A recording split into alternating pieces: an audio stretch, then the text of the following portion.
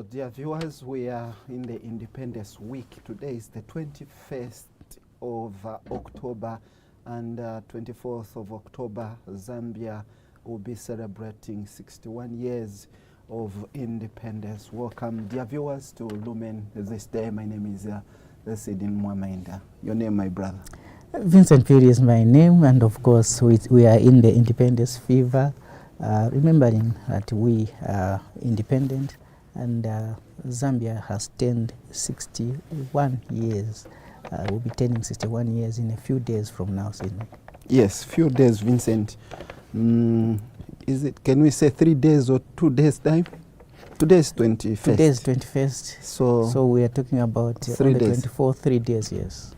Yeah. 3 days. The third day is the material day. Yeah. Okay, so dear viewers, as always, we come to you with stories for today, and of course, the first story, one of the stories we are looking at is the issue of independence, but also we have a story of vandalism that is happening at the council cemetery in Chingwele.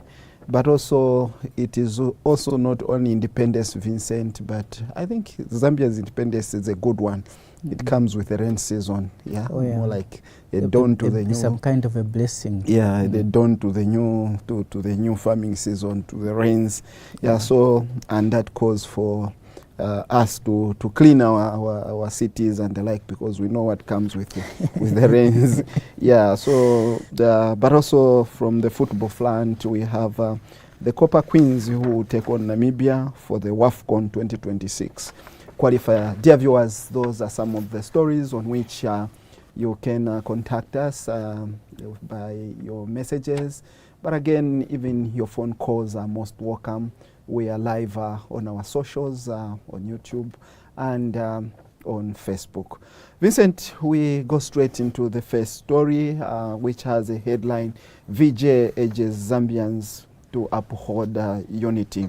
Freedom fighter Vernon Mwanga has called on Zambians to use the country's 61st independence anniversary to renew their commitment to unity. Dr. Mwanga says Zambia's independence was achieved through the collective efforts of people from all ethnic groups who worked together under the spirit One Zambia, One Nation. Speaking ahead of the 61st Independence Day, Dr. Mwanga said the founding fathers, led by First President Dr. Kenneth Kaunda, deliberately adopted the philosophy to unite Zambians. We have a video to this effect. Let us just take a watch of that, and then we pick up the story. He has aged gracefully, with a gaze locked on a wealth of historical knowledge and experience going as far back as pre-independence era. Veteran politician and diplomat Vernon Mwanga is among the surviving freedom fighters who contributed immensely to the liberation of Zambia.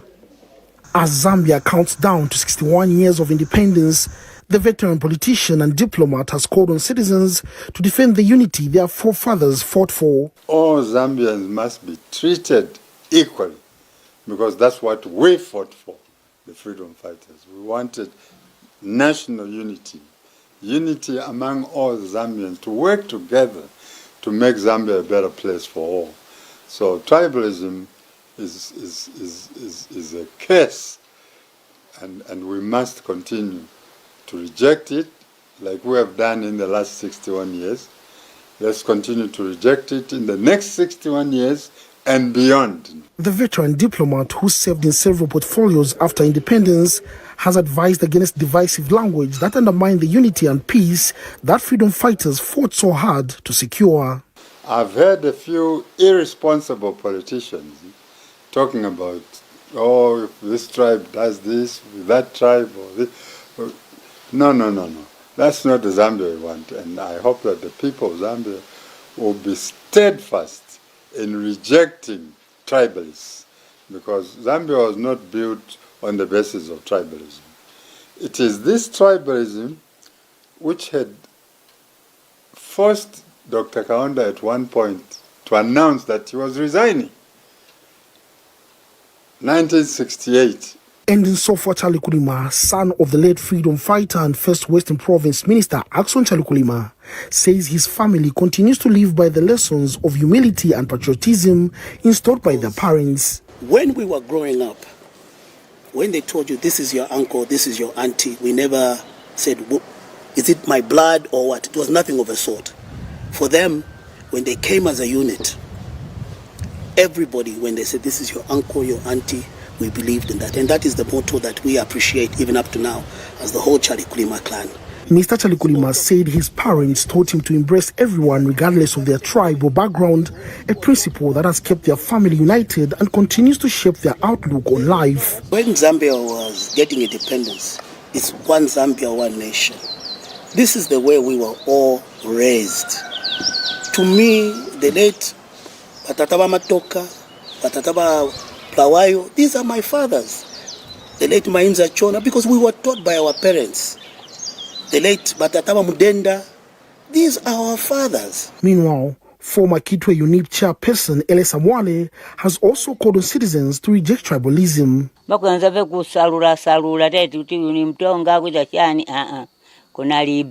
We all believed in the One Zambia, One Nation motto. As Zambia celebrates 61 years of independence, voices from the liberation generation are reminding the nation that unity remains the strongest pillar of its freedom. Mark Ziligone. Okay, so unity is what we need in Zambia, and that is what those freedom fighters there, Dr. Vernon Mwanga and the woman, but also a son of a freedom fighter, are calling for. Vincent, today in Zambia we have some vices, and one of them that need to be nipped in the bud, it is tribalism. Yeah. The wako thing is actually not helping our country. We see it a lot in politics, and apparently the politics is an important aspect of our lives, and therefore all our leaders in politics need to lead by example and to ensure that tribalism doesn't show its face in our society and as Zambians. But also, yes, we are talking of 61 years of independence. If my sources are right, the theme should be 61 years of independence, or 61 years of peace and unity, building resilience and prosperity for Zambia. Yeah. So the aspect of peace, yes, we have had peace for 61 years, but they say peace is not only the absence of war. So when we are talking of issues of tribalism, then we are questioning our peace, we are questioning our unity. But when we're talking about prosperity, resilience of Zambia, we have another challenge that has been with us for some time, and that is the question of economic independence. Yeah, and this can be seen when we begin to talk about lack of employment and the high cost of living. So these are some of the things that Zambia is grappling with, and the onus is ours to actually work hard and do away with some of these things that are our own making. Yeah. Sydney, unity is something that is very, very important. Even in the Bible, Sydney, the Bible talks about unity so many times. Yes. Yeah, I think we know that the Bible says how good and pleasant it is for brothers to dwell together in unity. That just shows how important unity is. But so many times unity is mentioned, and it is held with high esteem. If you look at the story of the Tower of Babel in the Bible, people united for a wrong reason. And just because they had unity, they worked together, they were doing everything together, they spoke one language, they were able to build a tower. that was almost going to reach heaven until God said, no, they can't do this. And then whether it was going to reach. Whether it was going to reach or not, but they were determined, and because they were united and they spoke one language, it was going, Sydney, slowly but surely. But God decided, was it the right cause? It wasn't the right cause. But but because of unity, and that's just what shows how unity how fight can go, because they were united, and they spoke one language. They were doing things together. They were going, Sydney, and until God said, no, this can't happen, and they divided them. They started speaking different languages, and they couldn't understand each other, and the whole program changed.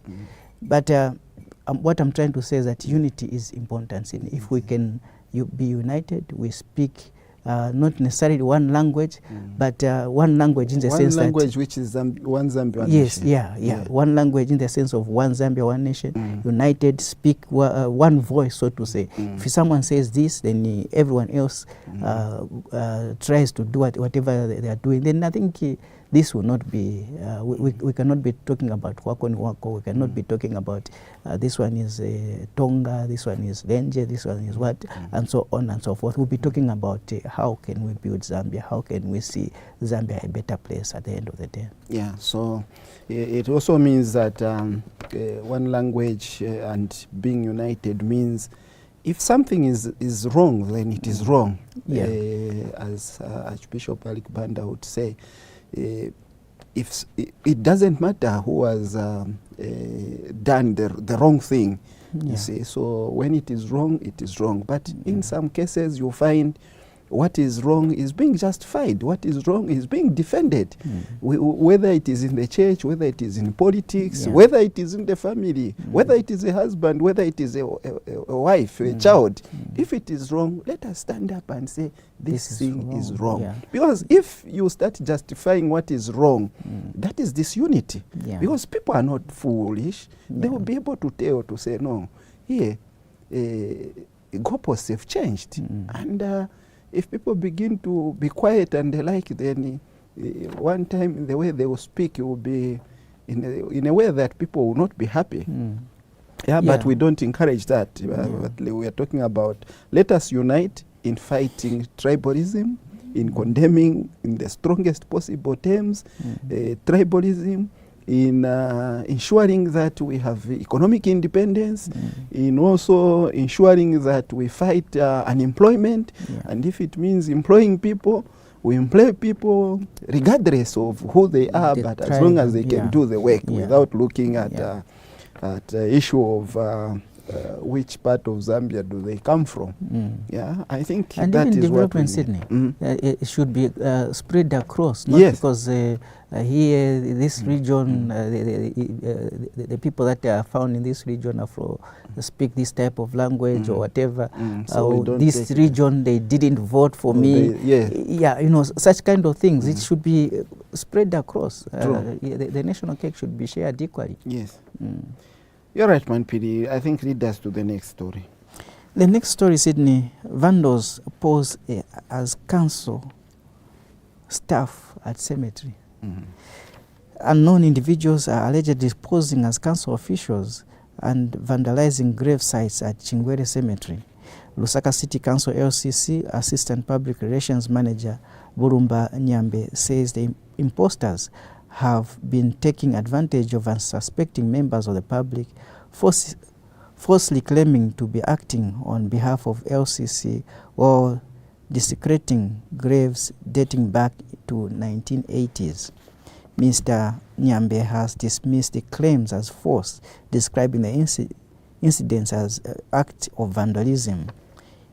He was talking to one media institution in an interview that the council does not and allegedly cannot demolish any grave site unless a cemetery has been officially demolished. Decommissioned, sorry. Which also happened 99 years after the last burial. Yes, Manpidi. So we have a video, is it? Yeah, we have a video. Maybe let's just look at that video and then we pick it up from there. A place that is meant to be a final resting place has been turned into a scene of heartbreak. Vandals have continued to walk away with metal plates, defacing tombstones among other illegalities. This situation has left the residents in the area disheartened. Batitatula ikatapo fena ngumu bati nga kubafwayirisha bwino tumanambo twene baleiba kulafwayirisha masclap nga isafira fene twamwishiba kuchita report kulimu ero tasongeza na chintu pamaliro obo chichosapo futi mwezo mvera tentisongeza ni chintu chavuta futa obo chichosapo futi manshumini ngachani tukamba wapeza ese sambo chakwa tenga chita kwapita kuli vakanso police sochabe onani veva chita vantu vana vasona somai mwasirira bwanji muguriza na bwanji njira bwanji ndavaononga sochita bwa swa building. Lusaka City Council Assistant Public Relations Manager Nyambe Bulumba says according to preliminary investigations conducted so far, the suspects claim to be officers from the Lusaka City Council when in fact not. We further wish to inform members of the public that council cannot demolish any graveyard, before it is officially decommissioned according to the law, and this is a situation that can only take place 99 years after the last burial has taken place, clearly indicating that all these acts of damaging graves taking place at Chingwele and the other cemeteries that may be affected are illegal, and we have to protect this by all means. The local authority is doing everything possible to restore order at Chingwele Cemetery and has warned that anyone found wanting will face the law. Margaret Luhanga, ZM. Okay, so there you are, Sydney. Vandals demolishing graveyard, Sydney. Sad, Vincent, an act of a lack of respect, first and foremost, for the dead. Yeah. I think our culture, our traditions teach us, even the church teaches us that we need to respect the dead. Yeah? And then going there where people who have died and they are having their peaceful rest, when we're burying people, we always wish that they rest peacefully, and then someone goes there and starts doing that. I think it is not good. Yeah, we are talking of unemployment and the high cost of living, but to go to an extent of trying to get those placards, that metal placards that have numbers, and then to go and resell them, it's not something good. I think this is an act that we have to condemn in the most strongest terms that we can find. Yeah? It is not good. We need to respect the dead, and in respecting the dead, we know. I think it's where a principle, what you do to others will be done unto you also can apply in the sense that one day even the people who are doing that, they will also die, and when they are buried and people are doing that, I think it's not good. We heard from the inset there, a man says, look, we've been to funerals before, Vincent, in our families, and to just contribute the little that we always have. No one, we can say, plans for a funeral, but and then when it hits some of us, you find that no, there's someone, a treasurer there, you are contributing a 50 kwacha, whatever, and to buy some of these things, you see, even to put, is it a syllab there, whatever, it costs money. And we do that to respect the dead, and then someone goes there and then he starts to destroy. I think it is something very sad, and I think people that are doing that should find other ways of surviving. People are selling groundnuts fried groundnuts on the roads. People are selling water. There are many other things that someone can do rather than taking up that cheaper and bad methods of trying to survive, Vincent. Sydney, it is sad. I think you rightly put, said Sydney. Zambia, it is an Zambian, an African to do such kind of a thing. And yeah, I don't know, Sydney. Do we really need to have war fences, big war fences, or maybe guards guarding the graveyards? Is this where we are going as Zambians, as Africans? Really, I think Zambians has to be serious with what they are doing. We can't do such kind of a thing.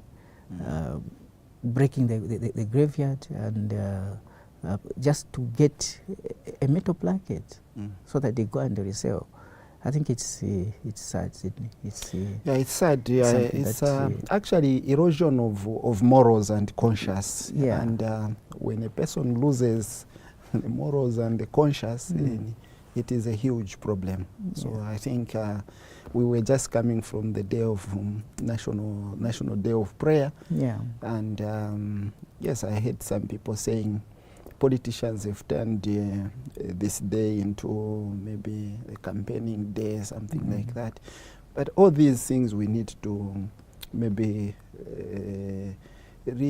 go back to the basics if we think that these things are important, to start to try and maybe make this day, as I heard Father Maplanga speaking, that this is the day that we should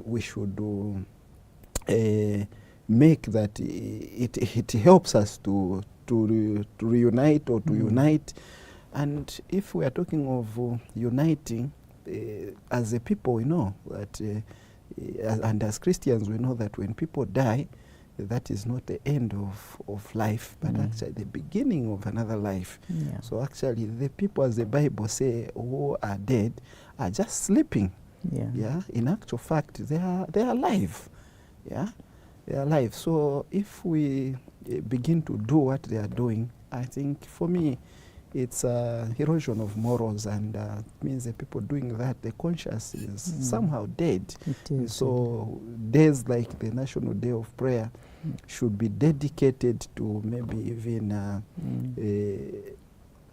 arousing this spirit of rebuilding the consciences of people, so that they begin to know what is right and what is wrong. Yeah. And definitely what we've seen there is very wrong. Yes. Yeah, Sydney, in the past, just seeing a coffin passing, Sydney, vehicles, mourners taking their loved ones to the mortuary or to the graveyard, as people that were growing those days, we could stand until the vehicles passed. That's when we start walking.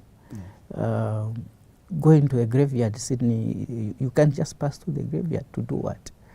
I mean, you just go to the graveyard if you are burying someone, but people are going there to actually steal. And not just steal anywhere, but to steal from the grave itself, which I think there is seriously something is wrong that needs to be addressed. Yeah. I think a stiffer punishment, Sydney, to such kind of individuals. Of individuals when should they are be caught, yes? Yeah, should be applied, Sydney. So that their recollection is done within them, so that maybe a wire that was cut from disconnecting their conscience and their humanity should be reconnected. Yeah. Okay, Vincent, so the next story is LCC steps up cleaning in Lusaka's central business district ahead of the rainy season. Lusaka City Council has intensified cleaning operations in the central business district as part of efforts to prepare for upcoming rainy season and curb the spread of waterborne diseases. Vincent, it is a long write-up, but then we know what the story is about, and we know what rainy season brings for us in Zambia, especially in Lusaka. At some point, people from Copper Belt, in schools were closed because of cholera. They were saying, Lusaka, if you want to something like that. So we know that cholera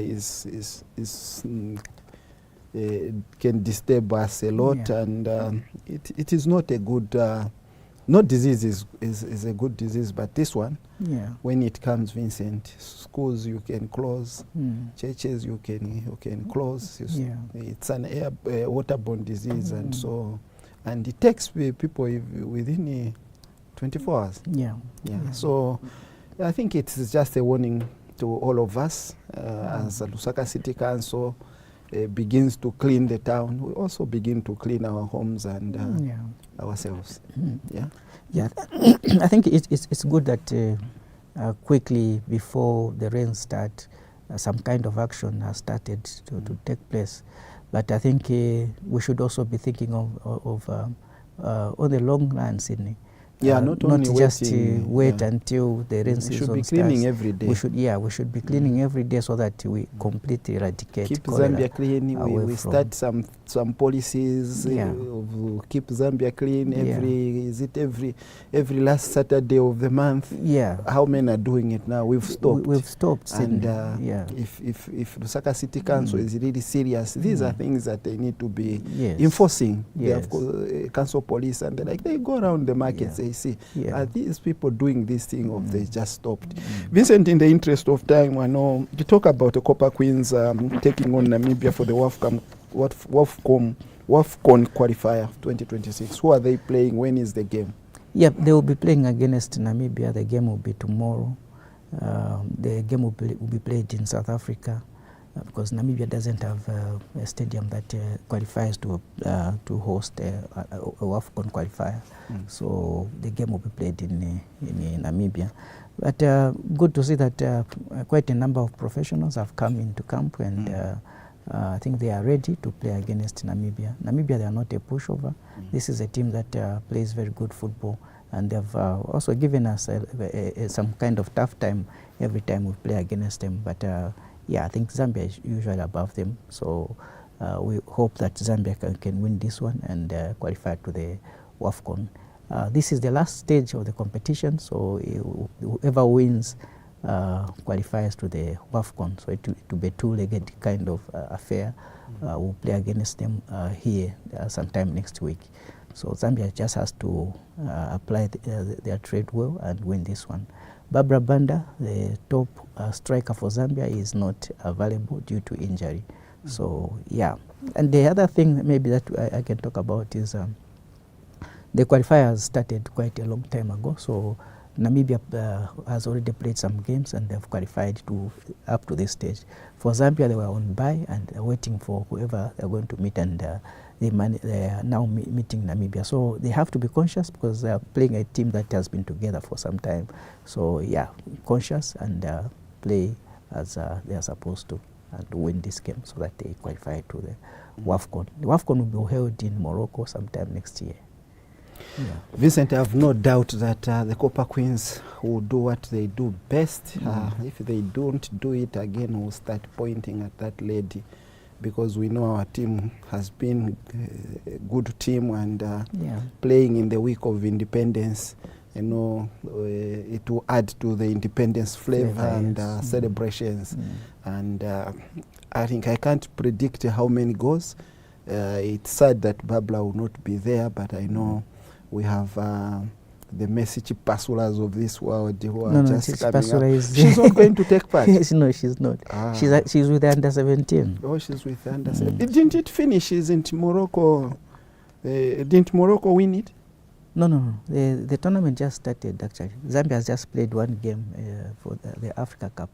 Okay. Yeah. So the under 20 is the under 20 that. The under 20 men, Sydney. I think we wanted to forget about this one. The under 20 men, Morocco won the World Cup under 20 men, becoming the only the second African team to win it. The first one was Ghana in 2009. So Morocco are the second to win it. They played against Argentina on Sunday and won by 2-0. And history also made Argentina, they only lost once in the finals against Morocco.